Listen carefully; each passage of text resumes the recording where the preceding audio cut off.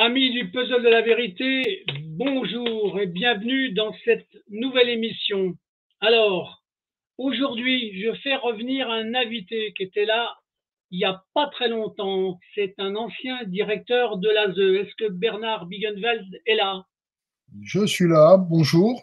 Bonjour Bernard. Effectivement, Bon, je suis un ancien directeur de l'ASE de Saône-et-Loire. de Saône-et-Loire. J'ai D'accord, j'ai été d'abord un responsable sur le nord du département et ensuite sur l'ensemble du département assez rapidement. Et j'ai donc été le patron de l'aide sociale à l'enfance pendant presque 18 ans. d'accord. Bon, c'est déjà une carrière qui est importante. Je suis en retraite depuis 2008. Et ma carrière au Conseil général a subi quelques incidents dont je parlerai éventuellement, soit aujourd'hui, soit plus tard. D'accord. Alors, vas-y. Aujourd'hui, on avait dit que on avait un premier sujet qui était les méthodes pour empêcher les choses d'apparaître. C'était ça le premier sujet, d'accord? Et après, tu vas enchaîner sur ce que ça t'a provoqué, ta situation d'aujourd'hui. C'est ça, hein, d'accord? On arrivera à ma situation d'aujourd'hui. Bon, alors, du coup, ben, vas-y, je te laisse aborder le premier sujet qui est les méthodes qu'ils mettent en place pour t'empêcher enfin, de dire des choses. Vas-y, allez, c'est à toi la parole. Ben donc l'aide sociale à l'enfance, le parquet de Châlons et la gendarmerie avaient fait une bourde monumentale enfermant un lieu de vie. On, Nous avions, le responsable du lieu de vie et moi, suffisamment d'éléments pour démontrer que c'était une bourde et que si l'on se plaçait réellement dans la situation euh, d'aide à l'enfance et non pas de maltraitance à l'enfance, il fallait revenir en arrière très rapidement. Ça a été très clairement refusé par l'aide sociale à l'enfance. Carrément, je suis devenu persona non grata au Conseil général et même dans mes anciens services, ce qui est quand même D'accord. assez extraordinaire. C'est paradoxal, en fait. C'est Ah, paradoxal. c'est très paradoxal.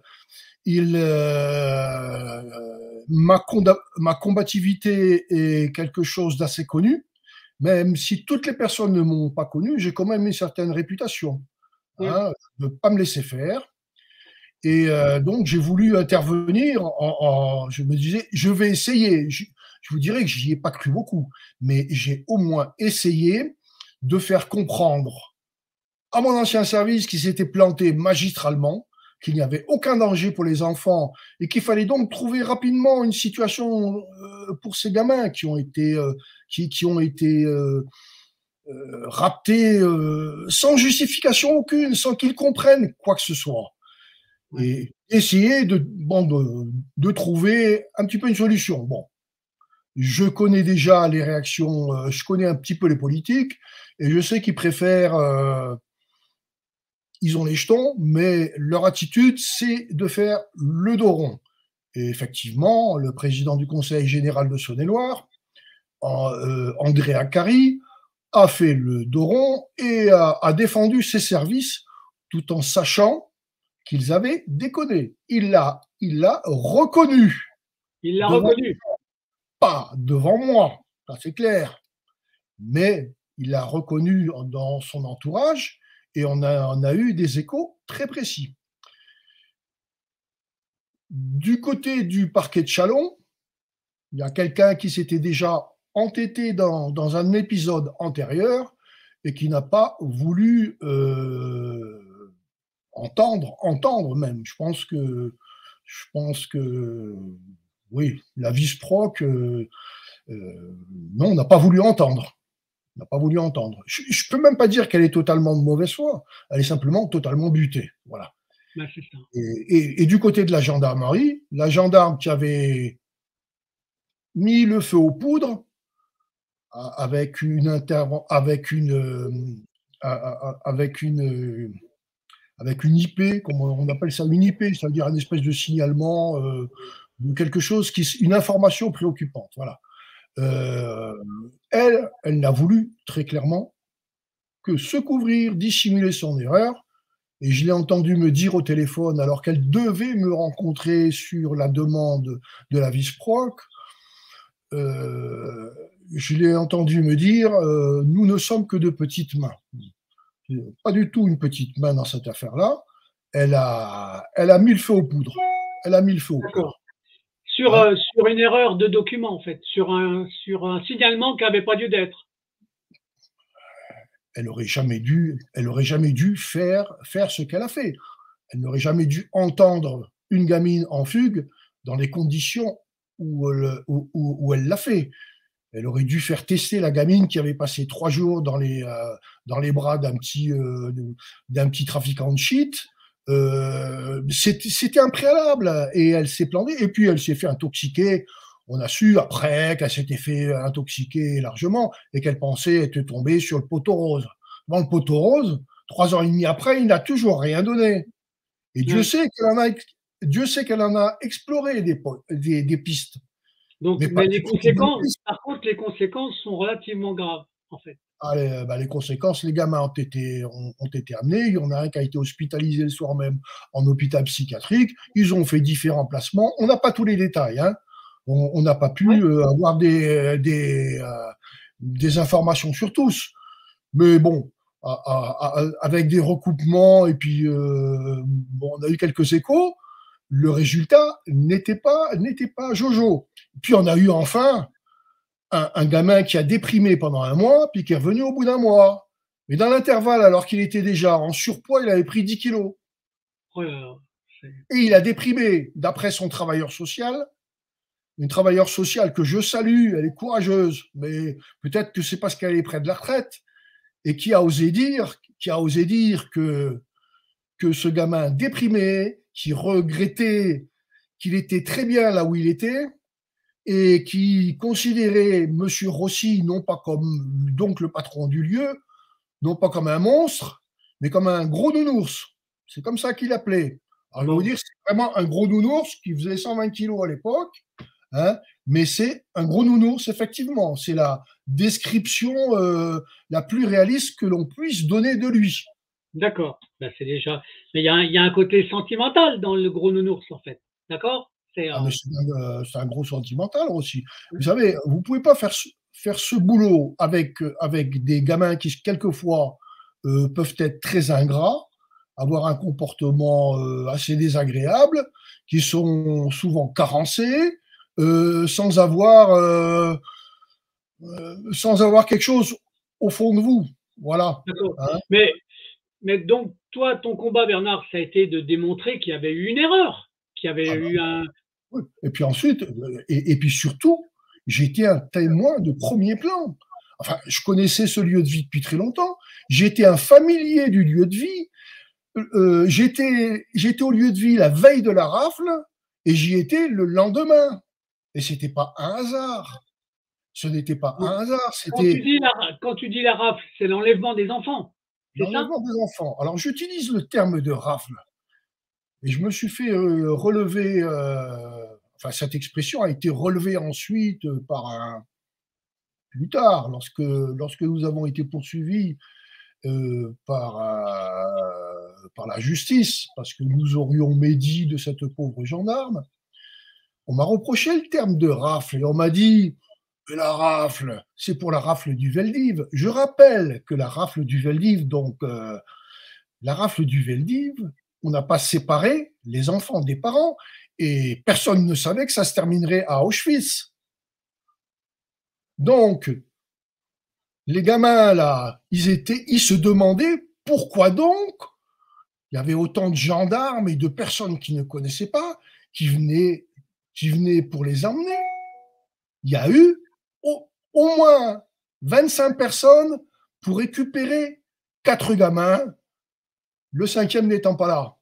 Et les adultes, eux, enfin ceux qui avaient entre 18 et 21 ans, ont refusé de suivre. Ça aurait dû interroger tout le monde, les travailleurs sociaux, tout le monde. Eh ben non, ils ont fait très connement leur boulot. Ouais, c'est ça. Donc alors ils avaient un ordre parce que pour l'enlèvement, ça veut dire qu'il y a eu une ordonnance qui a été rendue. Oui, Et il y a eu l'ordonnance un arrêté de fermeture provisoire du lieu de vie jusqu'à une durée de 6 mois. a Mais carrément une fermeture de 6 mois, carrément. ça ne voulait pas dire qu'ils étaient obligés de fermer pendant 6 mois. Mais je peux vous dire que de toute façon, ils n'en ont pas profité pour vérifier quoi que ce soit, puisqu'ils n'ont plus jamais foutu les pieds dans le lieu de vie. Ce lieu de vie, les lieux de vie du département ont été assez récemment, l'année dernière, ils ont été tous contrôlés, sauf le lieu de vie des Bruyères à Frontenau, le seul. Ils n'osent même plus y foutre les pieds, ce qui est ahurissant. D'accord. Mais là, alors, s'il y a un danger, non mais est-ce qu'ils réalisent que s'il y a un danger, ils n'ont même pas visité le lieu de vie. La dernière visite a eu lieu donc en 2014. Et le résultat de la visite, c'était un lieu de vie impeccable, vraiment un modèle.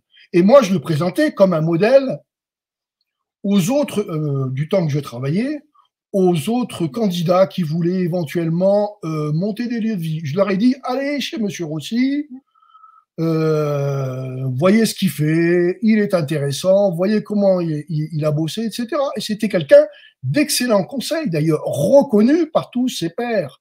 C'est Rossi, parmi les responsables de lieux de vie de France et de Navarre, c'est un des personnages qui sont leaders par rapport à ça. d'accord. Alors, pour rappeler, la date où ça a été fermé, où il a été, c'était en quelle année alors c'était? C'était en 2019, c'était en fin octobre 2019, ça date autour du 20. Tout de suite après la rafle, comme tu dis, c'est ça? Ah mais c'est en même temps. En même En même temps, temps. ils vous annoncent que c'est fermé, et d'ailleurs, on rentre dans les lieux, on s'emmerde pas, hein, on rentre comme si on avait un mandat de j'allais dire persécution, Ouais, ouais, perquisition, d'accord. hein, et on demande tous les papiers des gamins dans 1 heure, et puis ils doivent emballer leurs affaires, et puis s'ils les foutent dans des sacs en plastique, ça n'a pas d'importance. Bon, on leur explique qu'ils ont tous quand même des valises et qu'ils ont le temps de les rentrer avec des gamins qui sont certains épouvantés. Enfin, il y en a un qui se planque sous une table de billard, qu'il faut tirer par les pattes.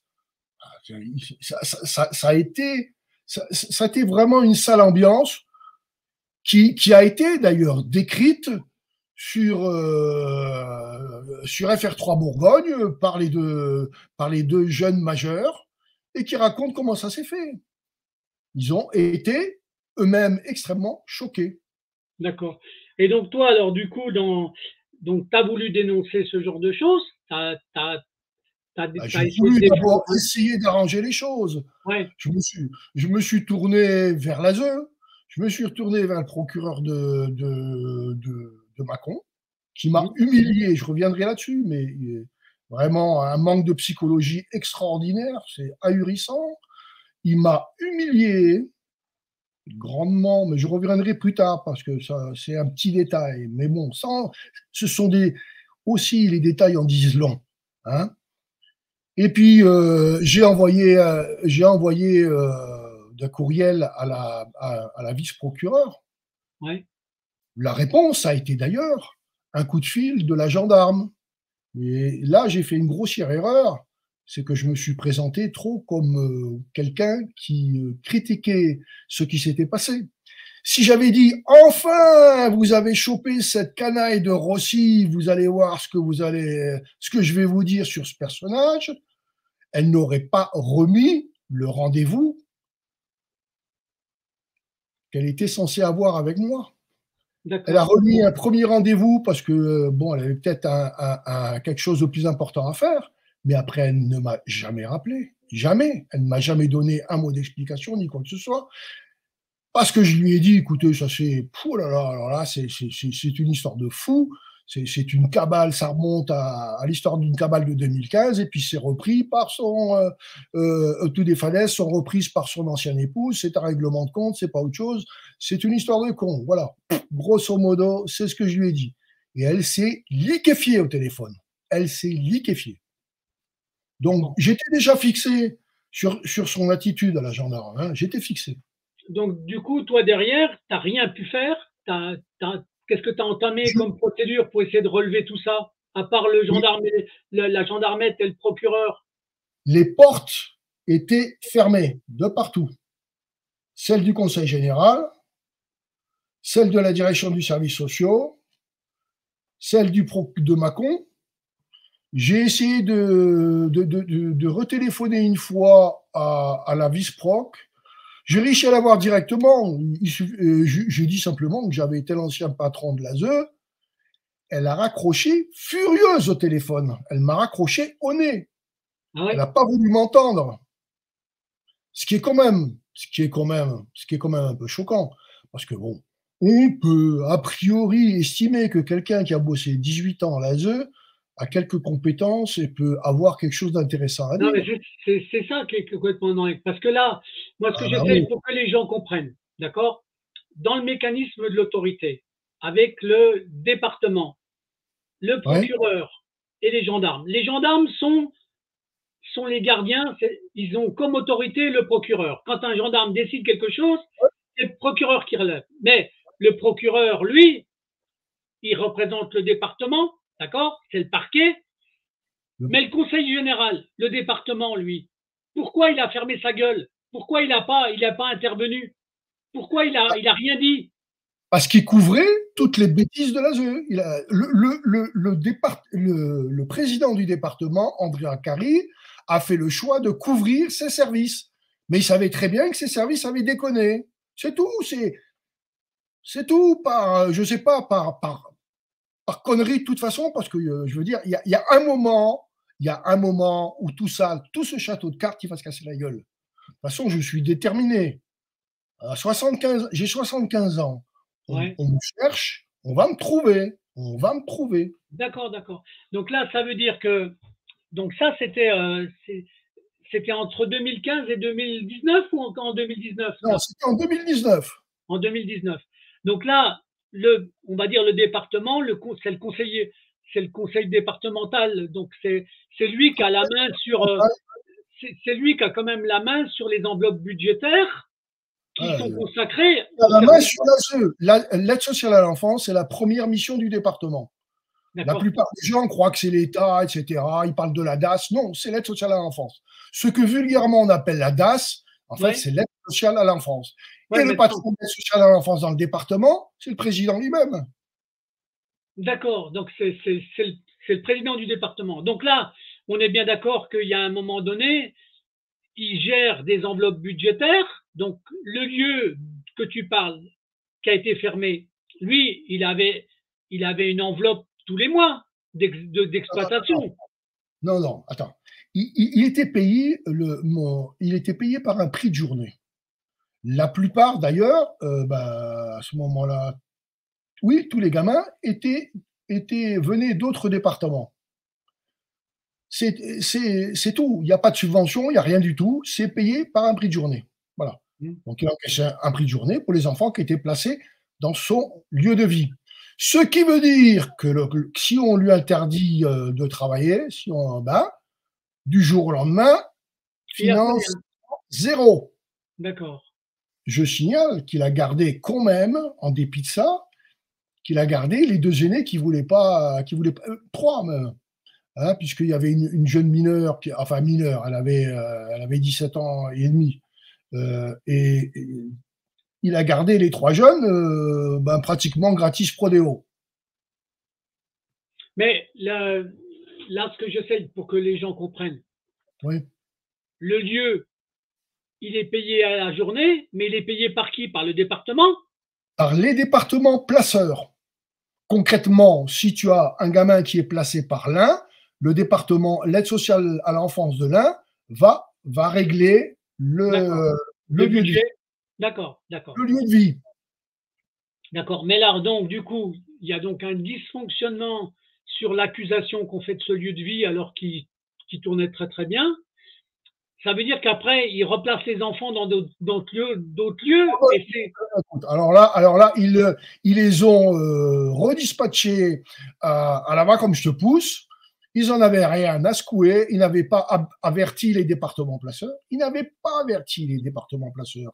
Ils Ah bon? n'avaient pas, mais non, ils n'avaient pas averti. Ah bah oui, non, mais ils s'attendaient à, je sais pas. Hein, ils se sont organisés comme si le lieu de vie c'était une cellule de djihadistes ou je ne sais quoi, ou une secte où les enfants étaient maltraités. Ils étaient complètement à côté de la plaque.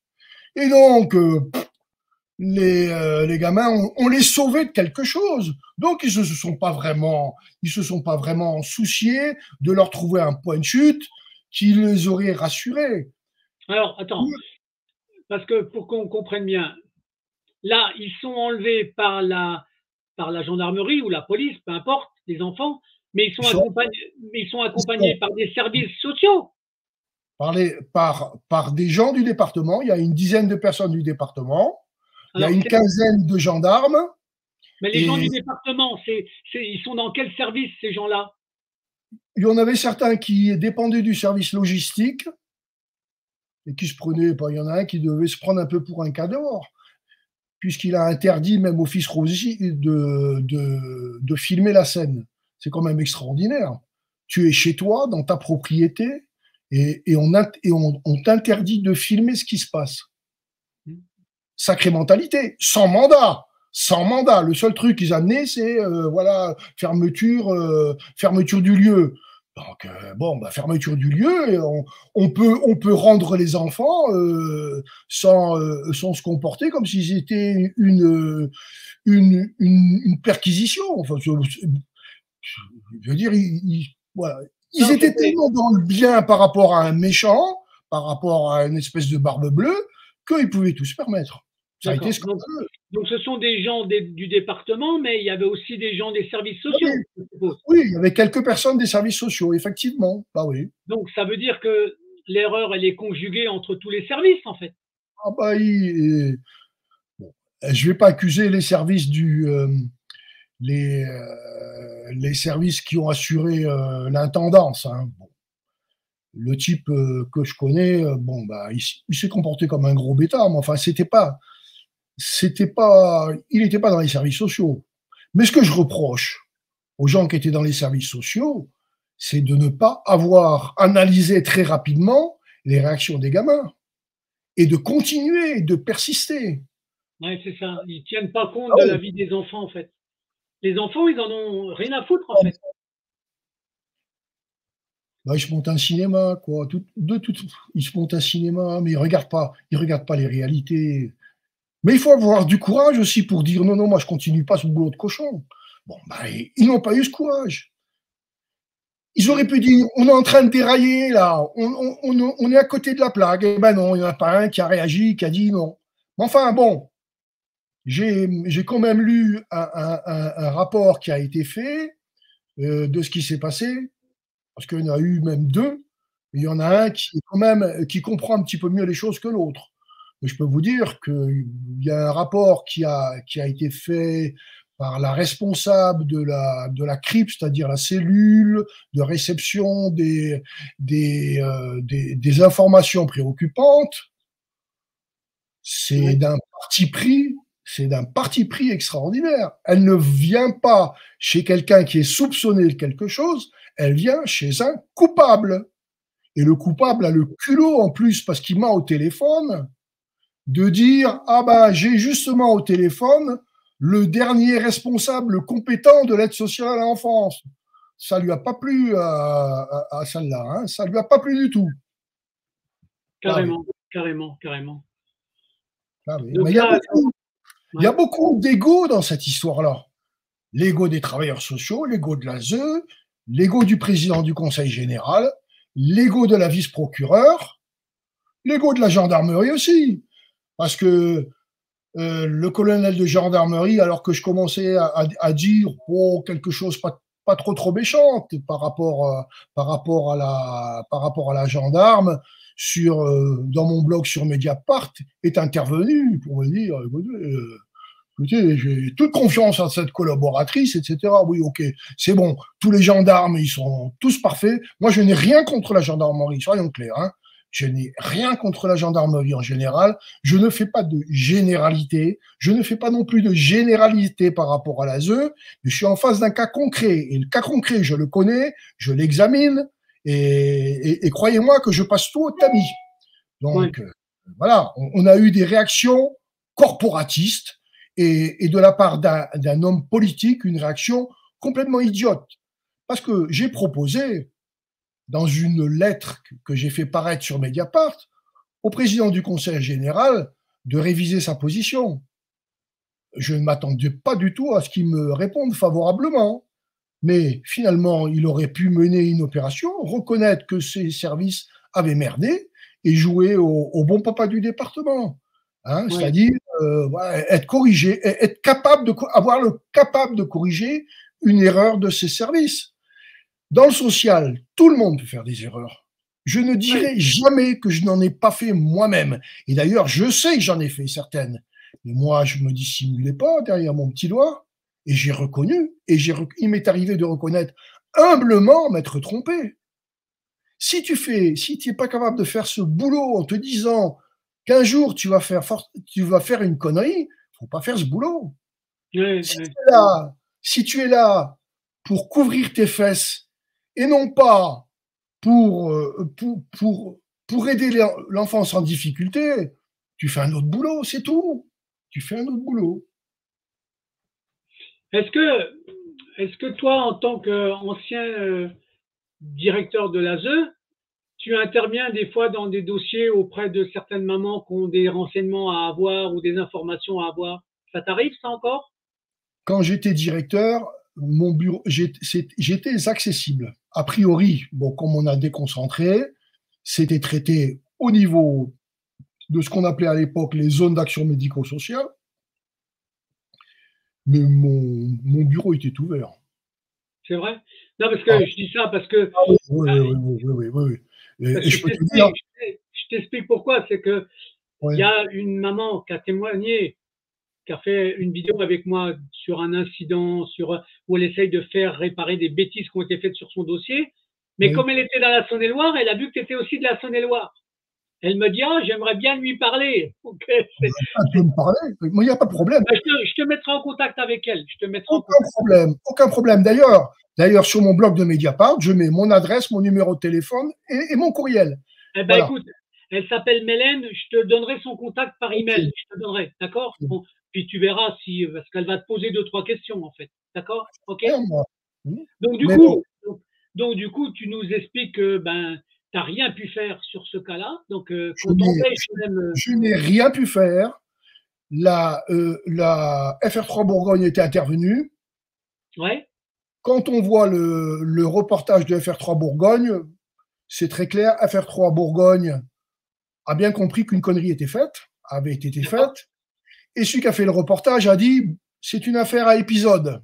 Il avait bien compris aussi. Seulement, le problème, c'est qu'il a pris sa retraite après. Alors, du côté de FR3 Bourgogne, elle n'a rien suivi du tout.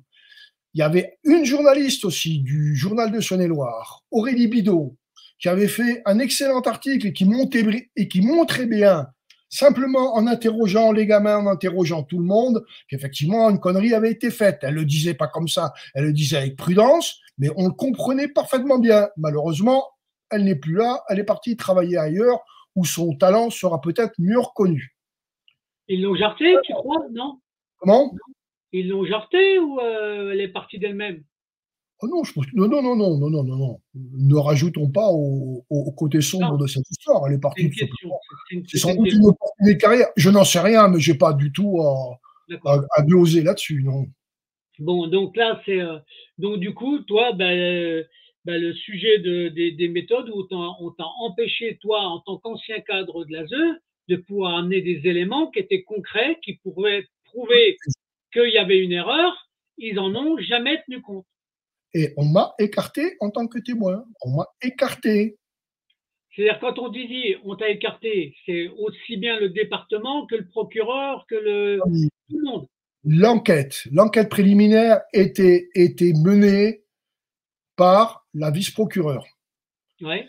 La gendarme a dit, il y a eu un truc qui s'est passé. Elle devait me recevoir, elle m'a pas reçu, elle m'a pas dit pourquoi, elle m'a même pas averti, rien du tout. Et puis après ça, bon, parce on a eu le dossier de l'enquête préliminaire. Elle dit oui, mais on l'entendra en fin d'enquête. Elle me présente à la fois comme un personnage important, un témoin, etc., etc., etc., mais on va m'entendre qu'à la fin de l'enquête. Puis à la fin de l'enquête, j'ai pas été interrogé. Puis à la fin de l'enquête, tu as une synthèse qui a été faite par son supérieur hiérarchique, pas très malin, et le supérieur hiérarchique lui dit oh ben non, ben finalement on a estimé que c'était pas bien utile d'interroger M. Biegenwald qui n'avait pas de lien direct, etc. Enfin bref, quel lien direct il pouvait savoir? Qu'est-ce que j'avais constaté? Comment pouvait-il le savoir? Il dit quelque chose qui est à la fois très cynique et très con. Il dit ben, il aura toute possibilité de s'expliquer devant le tribunal puisque ma subordonnée l'a attaqué pour dénonciation calomnieuse et diffamation. C'est qui disait ça alors? C'était lequel qui disait ça? Quel personnage? Son supérieur hiérarchique, l'adjudant chef. D'accord. Le commandant de compagnie, quoi, en fait. D'accord. Voilà. Vous vous rendez compte? Ouais. On ne veut pas m'entendre comme témoin, mais on veut bien m'entendre comme accusé.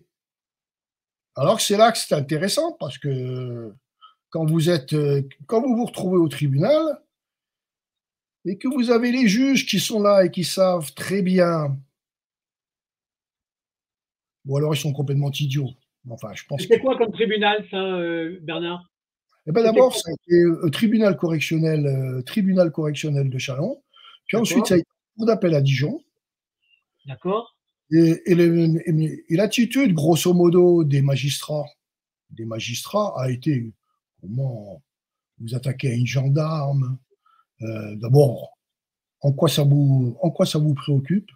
Voilà, c'est le truc. Tu as passé une large partie de ta carrière à la protection de l'enfance et tu dois expliquer que tu te soucies d'une situation scandaleuse qui concerne d'abord des gens que tu connais, des enfants que tu connais, et puis ton ancien service en plus. Je veux dire, s'il y a quelqu'un qu'on aurait dû entendre comme témoin officiellement, c'est toi. Dès le départ, c'était moi. Mais en tant qu'accusé, oui, alors là, on a utilisé tous les moyens. Mais je ne sais pas, dans le comportement des magistrats, quelle est la part de stupidité, quelle est la part de parti pris. Mais il y en avait certains qui avaient bien compris que si je commençais à démolir la gendarme et s'ils reconnaissaient que la gendarme avait déconné, ça voulait dire que la vice-proc derrière qui avait laissé faire la gendarme avait déconné elle-même. Ah, bien sûr, c'est une question de responsabilité, en fait. Ah, donc, oui. Au lieu de réparer gentiment l'incident, tout bête, hein, ça aurait été. Oui. Maintenant, on est dans la perversité du mensonge qui est cautionnée par des systèmes. Totalement. J'évite d'utiliser le mot de système. Oui, mais c'est moi qui le dis, c'est moi qui le dis. Mais moi, je corrige. Parce qu'à la fin des fins, là, j'ai été condamné, encore dernièrement, la condamnation qui fait que je suis saisi à l'heure actuelle, qu'il me reste 610 € par mois pour vivre. Je ne vais pas mourir de faim, je te rassure. Mais quand même, quelle humiliation. Mais attends, quand tu as dit que la motivation de la juge et Monsieur Biegenwald se prend pour un chevalier blanc. Mais je me prendrais pour le Négus.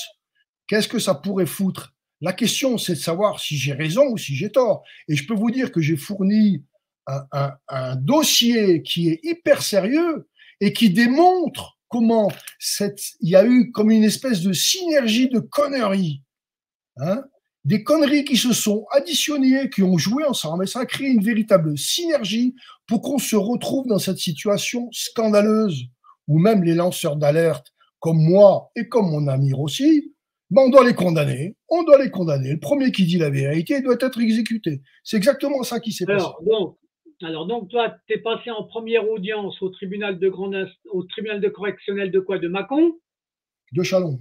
De Châlons. Et ce tribunal-là, il te condamne à quoi, lui? le premier, avant que tu fasses appel, c'était quoi ta condamnation? On se retrouvait grosso modo avec à nous deux, ça doit tourner autour de 10 000 à 12 000 euros, condamnation in solidum. Voilà, quoi. Condamnation in solidum. Enfin, ils ne sont pas venus réclamer le pognon jusqu'à maintenant, hein, par rapport à ça. Hein. Voilà. On a fait appel en cassation. Oui. Alors, pour cette affaire-là. Mais non, avant la cassation, tu as fait appel à Dijon, qui a renouvelé le même Non, jugement. je ne suis pas passé par Dijon. Là, je ne suis pas passé par Dijon parce qu'il fallait faire ça directement avec la Cour de cassation par le biais d'un avocat. Moi, pour l'autre affaire, alors c'est vraiment un pet de lapin. J'ai dit à une ex-collaboratrice que je connaissais donc depuis 30 ans, je lui ai dit que l'attestation qu'elle avait faite comme quoi l'ex-femme de Rossi avait été placée dans un lieu de vie était une attestation qui ne collait pas à la réalité, parce que ce n'était pas un lieu de vie à l'époque, c'était un centre équestre. C'était important, parce que ça a fait naître toutes sortes de fantasmes, et les fantasmes, ils ont complètement modifié, ça a induit des choses qui n'auraient jamais dû être induites. C'est-à-dire qu'on s'est imaginé que Rossi, qui avait connu donc sa seconde femme à l'âge de 15 ans et demi, bah, c'était un espèce de prédateur qui chassait chez les gamines qui étaient placées chez lui. Elle n'était pas réellement placée chez lui, elle a passé 15 jours de vacances une fois et un mois plus tard le même été. C'est un séjour de vacances dans un centre équestre où elle a fait du canasson. Voilà, c'est Mais tout. c'est du mensonge qui est construit, en fait. C'est pour Non, pouvoir argumenter. non, non, non. Bah oui, mais bon, non. L'intérêt de la gendarme comme celui du parquet était de trouver, était de trouver quelque chose, c'est aussi. Bon, mais Mais la moi, gendarme je suis désolé, mais moi, toi, tu n'as pas le droit de le dire. Moi, je dis que c'est du mensonge construit. n'a pas construit, c'est le résultat du hasard. Non, le hasard ne profite qu'à l'esprit préparé.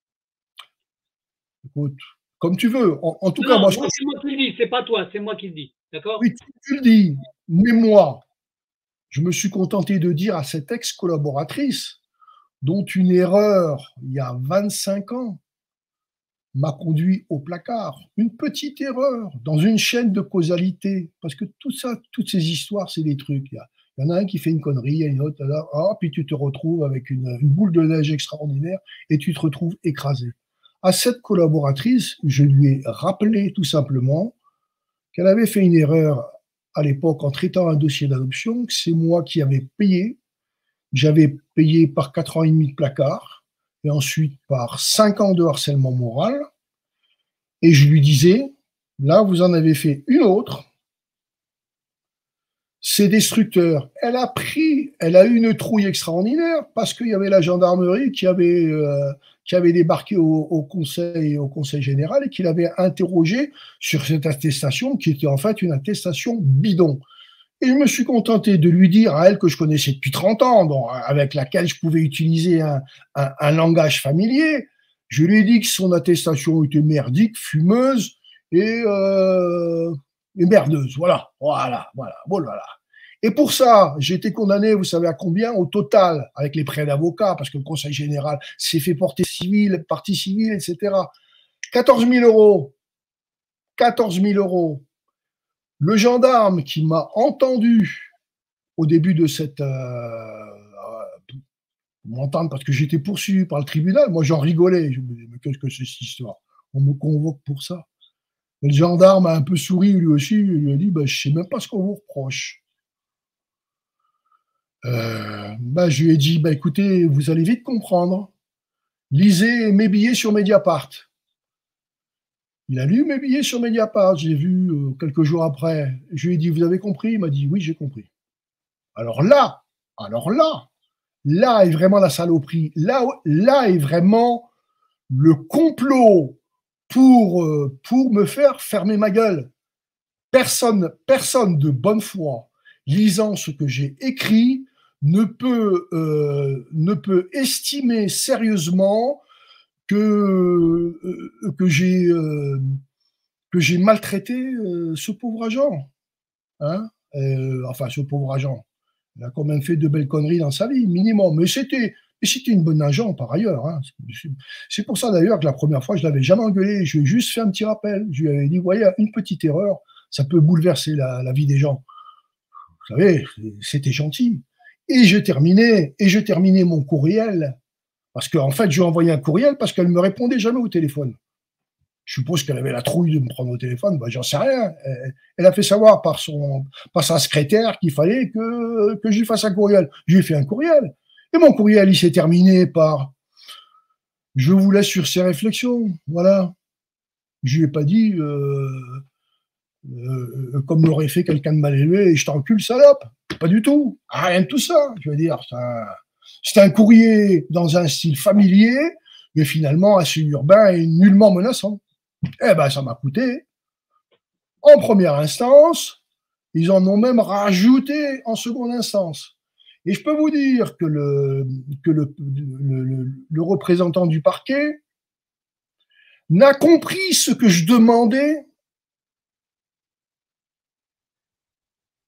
qu'à la fin. Or, c'était la seconde affaire qui suivait. Il s'est trouvé qu'il avait jugé, enfin qu'il avait. C'est lui qui était intervenu dans l'histoire de la plainte de la gendarme. Le même. Et à un moment, je l'ai vu bouche bée. Enfin, il m'a dit à un moment, écoutez, là, je vous ai bien coincé ou un truc comme ça. C'est quelque chose d'un peu équivalent. Je lui ai dit, je comprends même pas ce que vous voulez me dire. Je comprends même pas ce que vous voulez me dire. Et j'ai compris que pour lui, j'avais reproché à l'employé du Conseil général d'avoir forgé quelque chose qui était complètement faux. Ce n'était pas complètement faux. Ce qui était faux, c'était que c'était un lieu de vie. Ce n'était pas un lieu de vie, c'était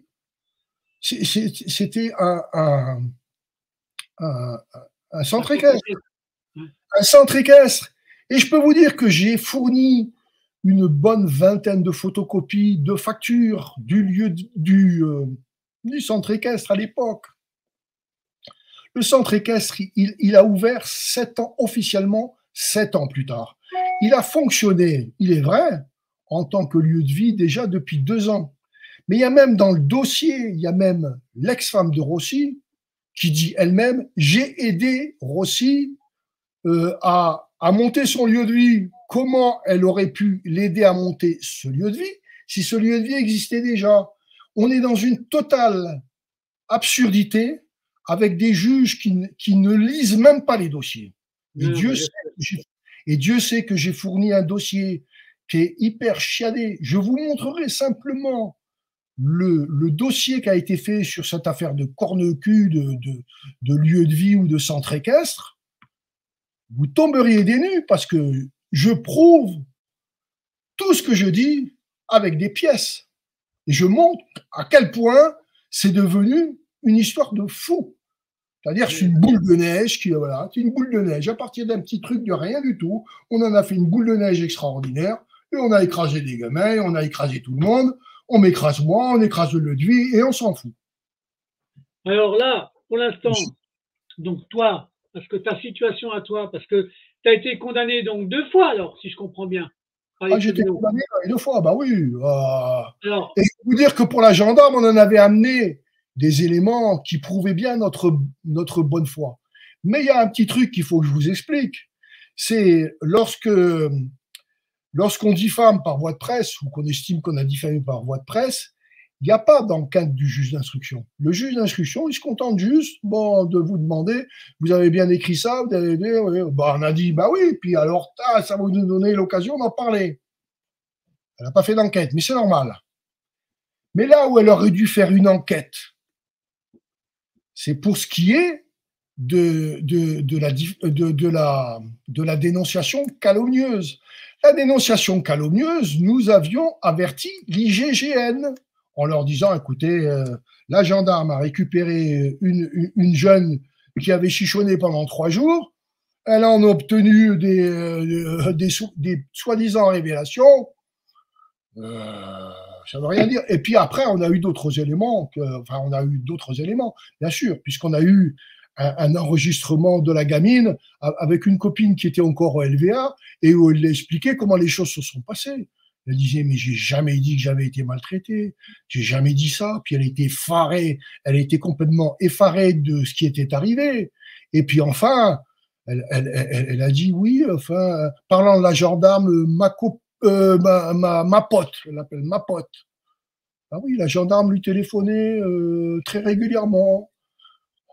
Il y avait des relations de copinage entre cette gendarme et cette gamine, c'était effarant. D'ailleurs, quand l'avocate de Rossi a lu quelques extraits au tribunal de première instance, je peux vous dire que les trois juges qui étaient là, ils se tournaient les uns vers les autres parce qu'ils sentaient bien que ça commençait à chauffer pour la gendarme.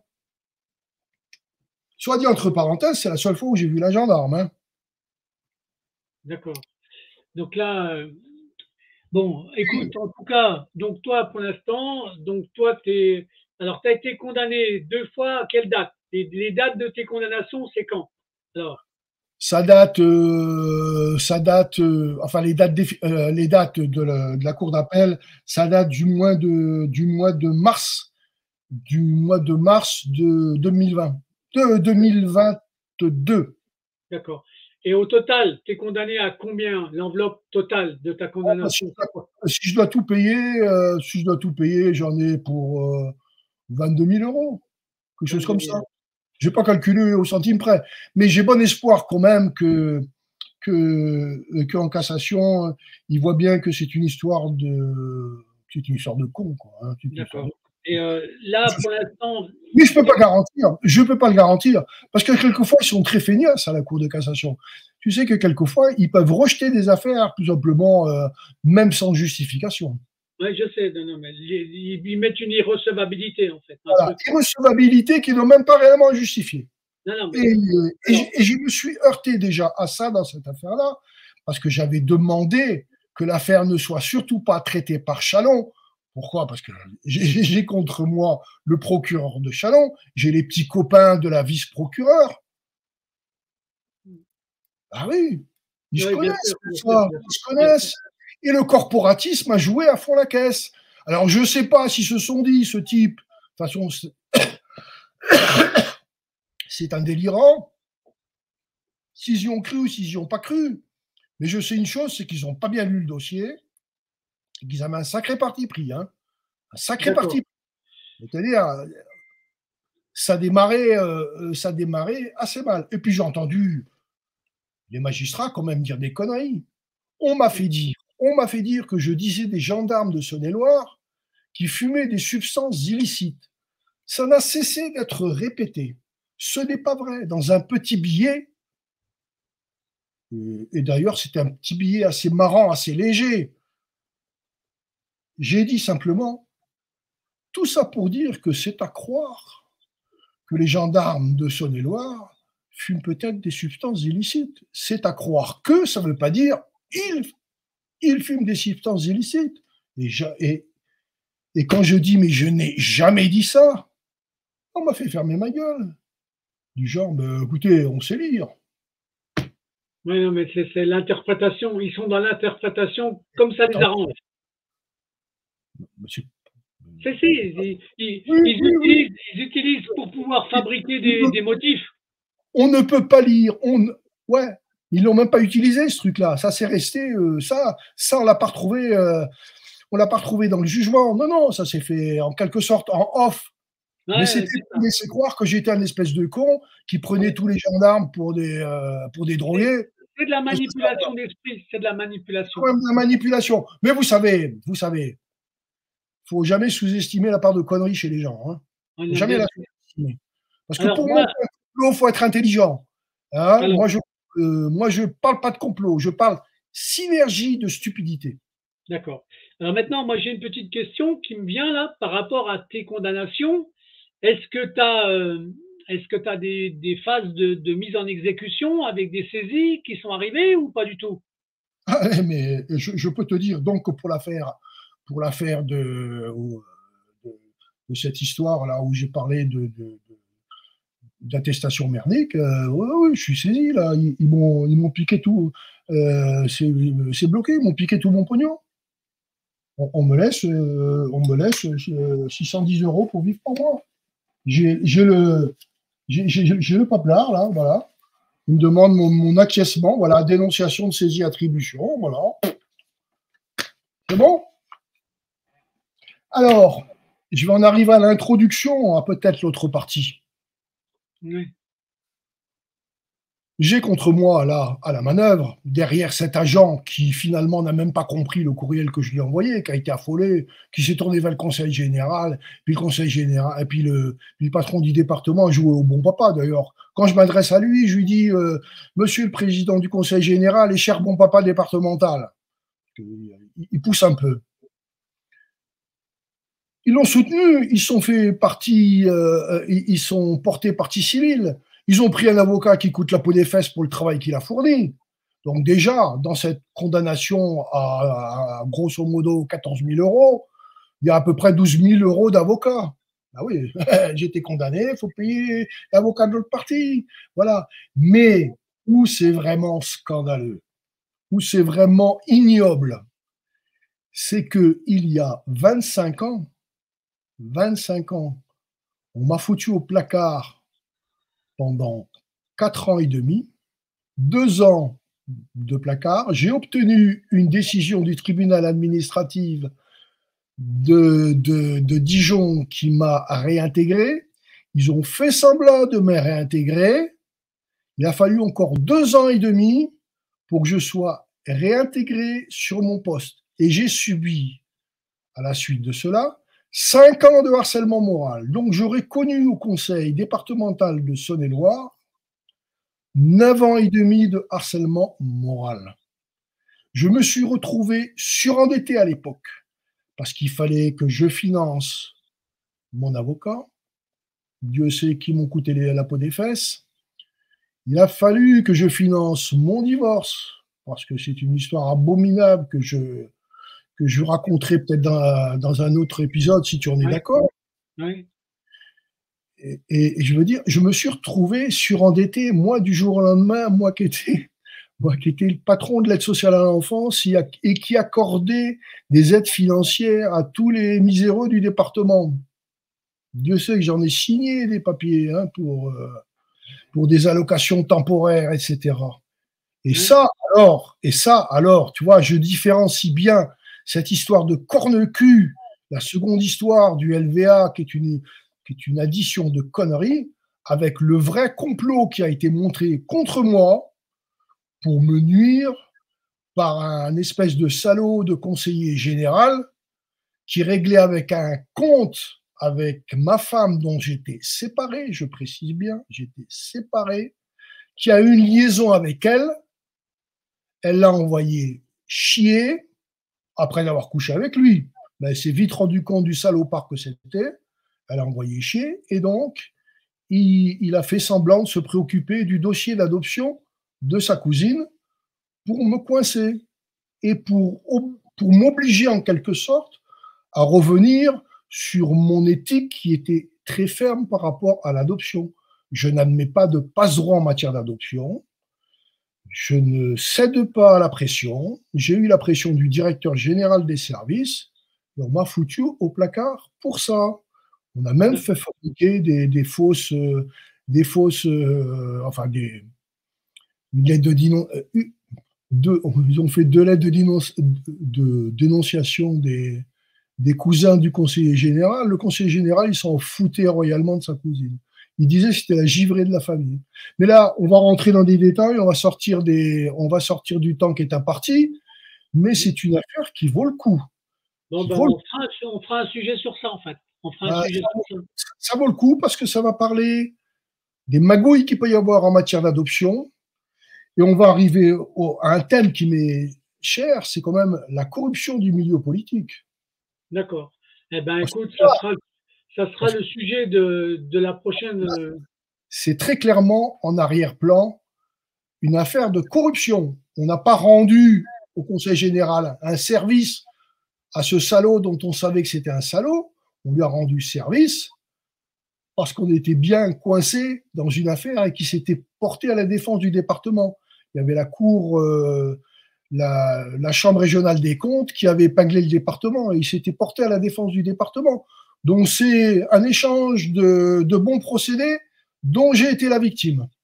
La victime pendant 9 ans et demi. Donc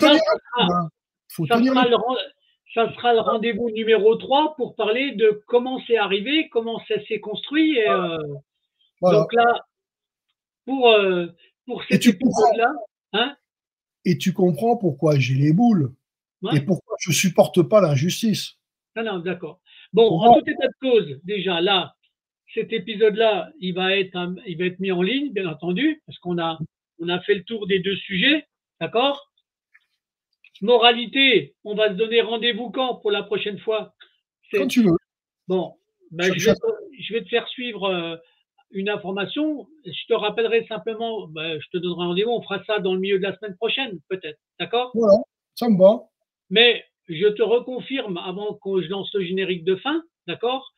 Oui. Je vais te mettre en contact avec la fameuse dame qui voudrait te poser en tant que ancien directeur de l'ASE, d'accord? Oui. Donc, je t'envoie ça tout à l'heure par email. Je peux l'informer sur certains fonctionnements. Voilà. Ça ne veut pas dire que je vais forcément défendre sa cause, je n'en sais rien. Moi, je suis pas. D'accord. Mais elle voudrait te parler, elle voudrait te poser des questions.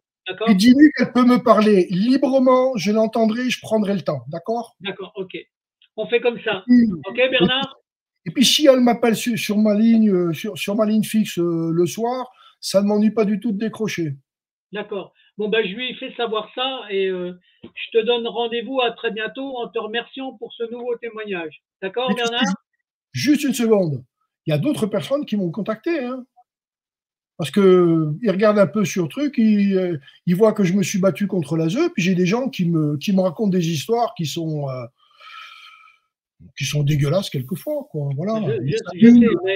Je sais. Donc, c'est pour ça que le recoupement des choses, les incidents qu'on peut rencontrer, les dysfonctionnements qui peuvent arriver, c'est tous ces petits maillons-là qui font que les gens comprennent petit à petit, en fait. Et c'est pour ça que ce genre de témoignage, il est important. Ok, Bernard? Mais je ne veux pas tomber dans un discours manichéen par rapport à l'aide sociale à l'enfance. À l'aide sociale à l'enfance, il y a des gens qui sont bien, mais il y a un problème, il faut avoir du courage pour s'opposer à certaines choses. Et là, le courage manque sacrément.